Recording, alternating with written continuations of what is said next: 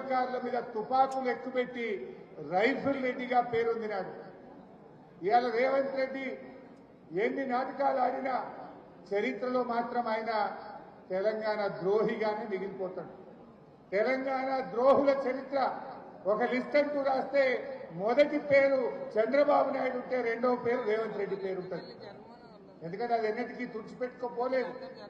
కానీ రేవంత్ రెడ్డి గారి మధ్యకాలంలో ఏం చేస్తుందంటే ఈ ఉద్యమాన్ని, మన ఉద్యమ చరిత్రను చిన్నగా చేయాలను, మన కేసీఆర్ ఆనవాళ్లు లేకుండా చేయడం అంటే తెలంగాణ పోరాటాన్ని తక్కువ చేయడం, ఉద్యమ జ్ఞాపకాలను తొలగించే ప్రయత్నానికి రేవంత్ రెడ్డి గారు ప్రయత్నం చేస్తా ఉన్నారు.